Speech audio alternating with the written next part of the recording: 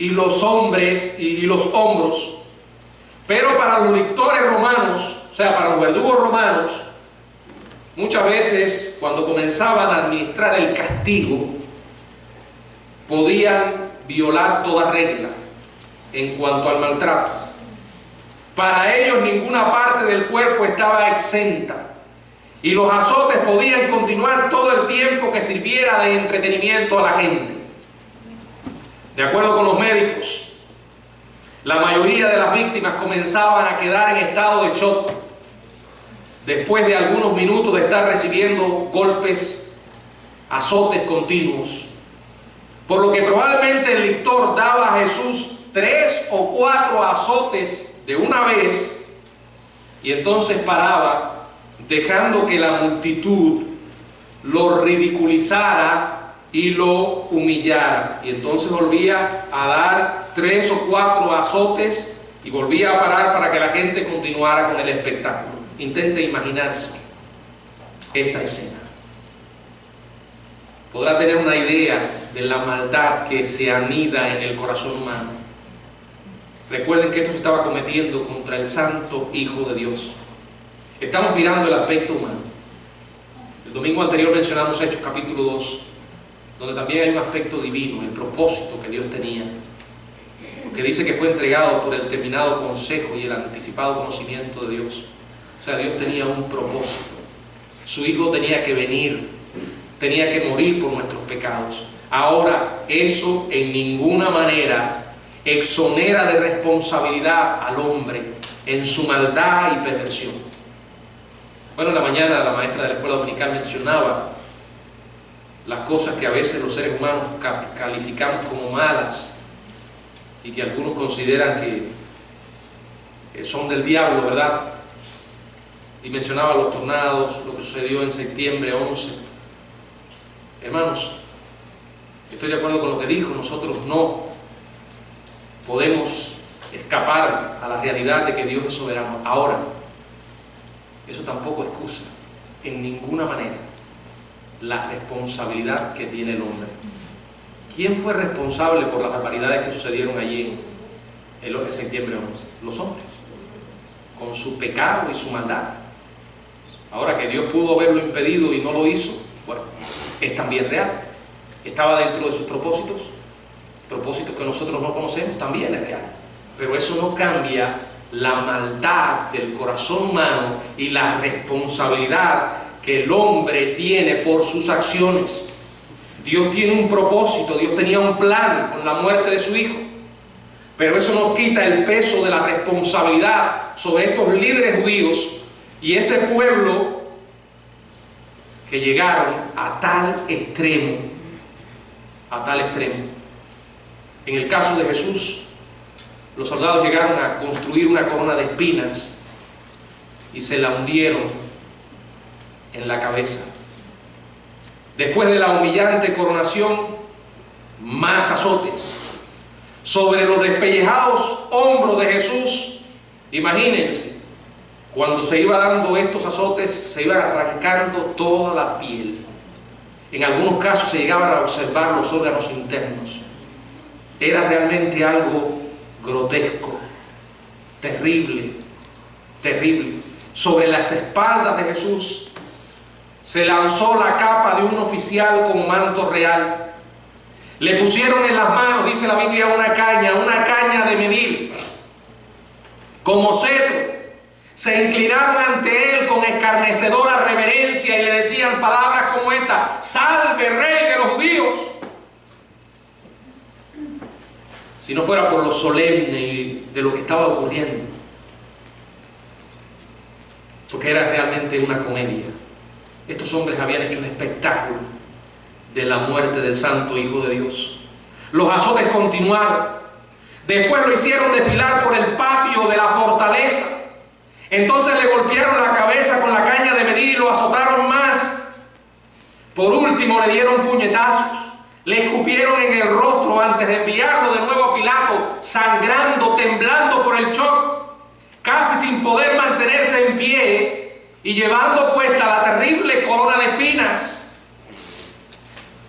Después de todo lo que le habían hecho, Pilato pensaba, casi que estaba seguro de que la gente ya estaría satisfecha. Entonces empujó a Jesús hacia la plataforma diciendo estas palabras: he aquí el hombre. ¿Y qué pasó? En el Evangelio de Juan, capítulo 19, verso 6, y cuando le vieron los principales sacerdotes y los alguaciles, dieron voces diciendo: crucifícale, crucifícale. Pilato les dijo: tomadle vosotros y crucificadle, porque yo no hallo delito en él. Luego se da media vuelta para retirarse, pero antes de que diera unos pocos pasos, los líderes dijeron algo que lo para en seco. Verso 7. Los judíos le respondieron: nosotros tenemos una ley, y según nuestra ley debe morir porque se hizo a sí mismo hijo de Dios. Antes de eso, podemos leer lo que aparece también en Mateo, en el capítulo 27, ahora en el verso 19. Mateo capítulo 27, verso 19. Y estando él sentado en el tribunal, su mujer le mandó a decir a Pilato: no tengas nada que ver con este justo, porque hoy he padecido mucho en sueños por causa de él. Por lo menos Pilato tomó con seriedad los temores de su esposa y decidió interrogar a Jesús otra vez. Y es cuando leemos lo que dice en el Evangelio de Juan, en el capítulo 19, los versos del 9 hasta el 11, donde dice: y entró otra vez en el pretorio y dijo a Jesús: ¿de dónde eres tú? Mas Jesús no le dio respuesta. Entonces le dijo Pilato: ¿a mí no me hablas? ¿No sabes que yo tengo autoridad para crucificarte y tengo autoridad para soltarte? Respondió Jesús: ninguna autoridad tendrías contra mí si no te fuera dada desde arriba. Por tanto, el que a ti me ha entregado, mayor pecado tiene. Pilato, realmente convencido de que Jesús era inocente, temeroso por el mal presagio de su esposa, trata una vez más de poner en libertad a Jesús. Pero los líderes religiosos tenían escondida una carta debajo de la manga. Allí en el Evangelio de Juan, en el capítulo 19, verso 2, leemos: desde entonces procuraba Pilato soltar a Jesús, pero los judíos daban voces diciendo: si a este sueltas, no eres amigo del César. Todo el que se hace rey a César se opone. Esto era suficiente. Ya Pilato no necesitaba oír más. Cada vez que los judíos habían apelado a Roma, la ira de Tiberio había puesto a temblar a Pilato por su carrera. En el verso del 13 al 15 leemos: entonces Pilato, oyendo esto, llevó afuera a Jesús y se sentó en el tribunal llamado el Enlosado y el hebreo Gábata. Y era la preparación de la Pascua, y como la hora sexta. Entonces dijo a los judíos: he aquí vuestro rey. Pero ellos gritaron: fuera, fuera, crucifícale.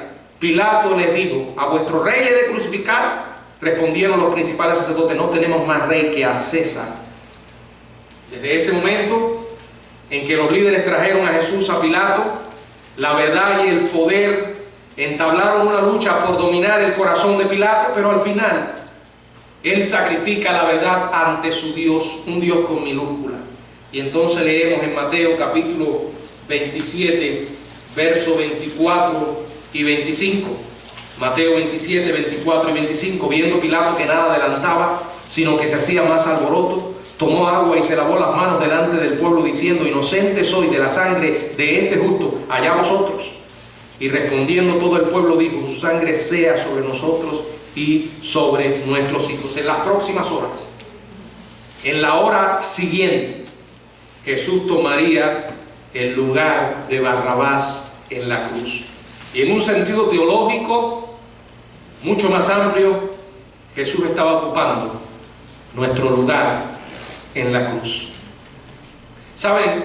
Cuando uno medita en todas estas historias que forman parte de los evangelios y que hemos leído una y otra vez, y que a veces por leer tantas veces se corre el riesgo de perder el impacto sobre nuestras vidas, el relacionarse demasiado con las cosas sagradas, con las cosas espirituales, sin un corazón humilde y sensible, nos expone a endurecernos. Yo encuentro 4 perspectivas diferentes en el caso del Estado contra Jesús de Nazaret. Cada una de estas está representada por una figura principal en el relato histórico. Tenemos a Pilato. Él estaba completamente convencido de la verdad, sabía la verdad, pero tenía terror a reconocerla, tenía temor a actuar y perder el favor de ciertas personas. ¿No le suena eso familiar? Algunas personas reconocen la verdad acerca de Jesús, hasta la aceptan, pero se niegan a rendirse a esa verdad porque esa verdad amenaza los planes que ellos tienen en su vida. O sea, no es un problema de la mente, sino del corazón, de la voluntad. Temen al rechazo de la gente, temen a perder, entre comillas, la popularidad. Tienen quizás un mayor deseo de poder, dinero, comodidades, relaciones, o de, bueno, la lista podría extenderse mucho más. Ahí está Pilato. Pero también está Herodes. Él estaba tan absorto por los intereses superficiales que para él la verdad había perdido su importancia desde hacía mucho tiempo. Cuando vio a Jesús, era como si alguien viera a un mago y quería que el mago le hiciera algunos numeritos, ¿verdad? Estaba detrás del espectáculo, no de la verdad. Muchos son como Herodes, no ven las cosas importantes de la vida, porque viven distraídos de las cosas más importantes. Viven enfrascados en sus propios proyectos, en sus fiestas, en la búsqueda de sus emociones. Piensa que llegaron a esta tierra para quedarse. ¡Qué necedad! La Biblia dice, dijo el necio en su corazón, no hay Dios. Creer en Jesús, según ellos, es para fanáticos. Todo es una gran ridiculez, según ellos. La verdad sobre Cristo se pierde en la búsqueda de la emoción siguiente. Ahora, no todo en la vida es emociones. Un día el mundo material nos llega a repugnar porque no satisface, no llena las más profundas necesidades del alma. Cristo vino a morir por nuestros pecados. Cristo vino a liberarnos de la ira de Dios. Pero ese paquete trae bendiciones. Cuando tenemos a Cristo tenemos vida abundante. Tenemos una vida de plena satisfacción espiritual porque nos llena. Nos llena. Algunas personas en estos tiempos son más consagradas que Cristo y más teólogos que el grande de los teólogos. Piensan que hablar de que Cristo satisface y de que Cristo viene a dar vida y vida abundante, eso no es predicar el verdadero evangelio. Bueno, eso es parte. Eso es parte. Ahora, yo no voy a la gente y lo engaño. Ven a Cristo porque tus problemas se van a acabar. Eso no lo dice la Biblia. Ven a Cristo porque tu vida va a ser de plena felicidad. Tampoco lo dice la Biblia. Ven a Cristo porque Él murió por tus pecados y te va a perdonar. Porque ahora eres justificado. Sin embargo, es real también que cuando uno viene a Cristo hay vida abundante, en un sentido espiritual. No tenemos ausencia de problemas, pero sí la solución a ellos, porque Él está con nosotros. Es cierto que Él quiere a las personas, porque la verdad es que nada material llena el corazón. Mira a la gente que le rodea.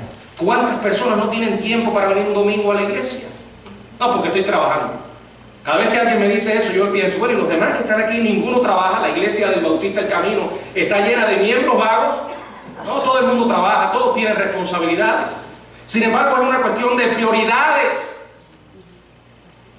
La Biblia dice, buscad el reino de Dios y todas las demás cosas os serán añadidas. Ahora, eso hay que creerlo. Cuando usted lo cree, usted va a vivir para Dios. Y la realidad es que hay mucha gente que como Herodes busca una vida superficial. Está la esposa de Pilato. Es tan fácil de convencer y tan falta de discernimiento que tenía una mezcla de verdad y de ficción. Las personas como la esposa de Pilato aceptan que las afirmaciones de Jesús son ciertas, lo mismo que las de cualquier filosofía pasajera o creencia religiosa. Hacen de la Biblia, la cruz, la iglesia e incluso del Señor mismo una fe sentimental, una especie de amuleto para protegerse de las experiencias negativas. Son aquellos que miran a Jesús como una especie de genio de la lámpara. como a la lámpara que tenía Aladín, ¿verdad? Que cuando tenía un problema la frotaba y ahí venía el genio a concederle sus deseos. Una especie de varita mágica. Así algunos consideran a Jesús. Son aquellos que cuando tienen problemas buscan a algún miembro de la iglesia. Oye, ora por mí en tu iglesia. Ora por mí porque tengo tal problema. Ahora, si no tuvieran ese problema, no pedían oración. Después que se resuelve el problema, se olvidan de Dios. Algunos tienen ese concepto. Su fe es una fe superficial y sentimental, incapaz de cambiar vidas o de transformar el carácter.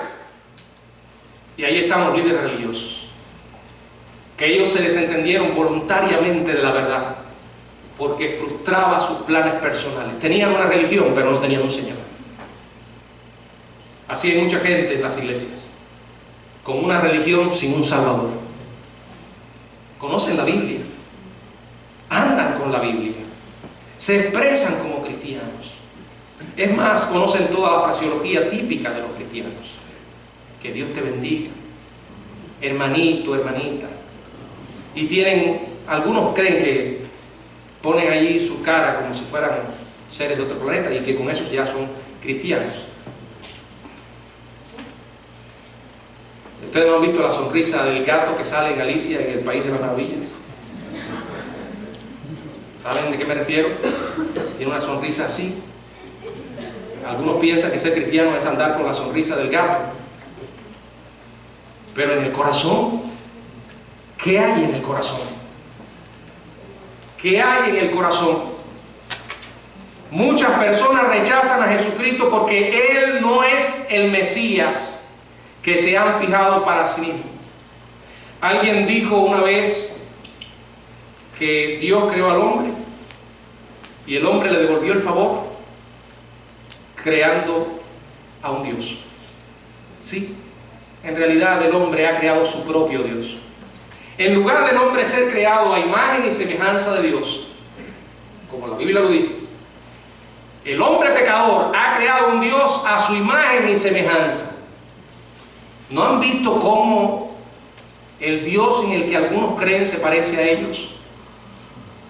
Ahora, ese Dios no tiene en absoluto nada que ver con la Biblia, con el Dios de la Biblia. Es un Dios que han creado para que le dé una especie de paz de conciencia y una especie de seguridad de que todo va a estar bien. Pero ese no es el Dios de la Biblia.